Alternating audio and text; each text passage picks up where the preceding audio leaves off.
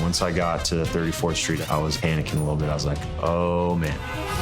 One thing that caught me off guard is the people that are trying to get from A to B as quick as possible. It was just very overwhelming. Everything's fast-paced, probably the most nerve-wracking experience I've ever had.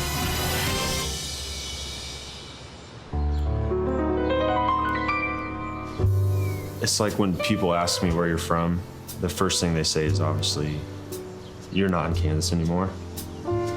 But then they're like, oh, Wizard of Oz. And I'm like, yeah, like, what about it? I was born in Hays, Kansas, and then grew up in a town called Utica. The population of Utica is a little under 200. I had 7 to 8 kids in my grade when I was there. I think what appealed to me in this neighborhood was how much it related to back home. We don't have, obviously, this structure of buildings and lifestyle in Kansas pretty much anywhere.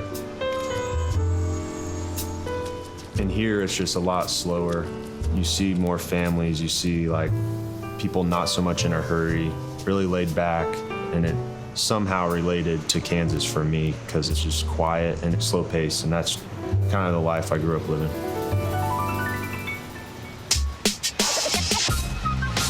My first ever meal on the Upper West Side was at a place, Jacob's Pickles. Hey. What's up, buddy? What's up, man? How are you? Good? How's everything? Great.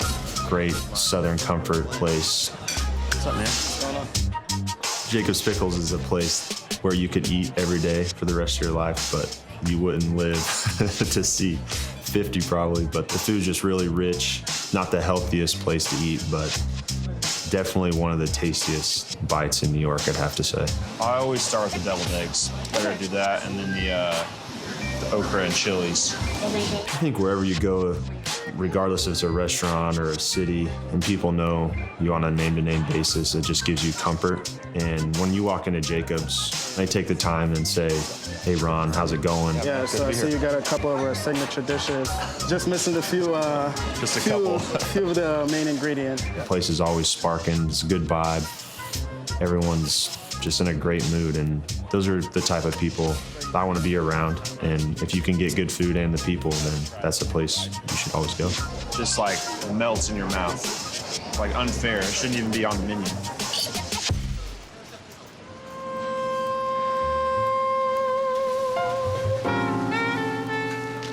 There's food everywhere around here, which is kind of New York City, honestly. You got so many different backgrounds. Only the best for you, my brother. Man, that's love right there. Which is good for me because I'm from Kansas and we don't have that there. So I can branch out, try different things. I actually tried octopus for the first time in my life this summer, and it was great. Never would have ever imagined myself eating that. Hopefully I get to a game this year and check you out. All right. I'll hold you to that.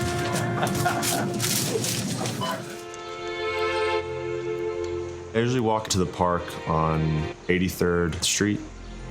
Don't really have a direction. I usually just walk, get some fresh air.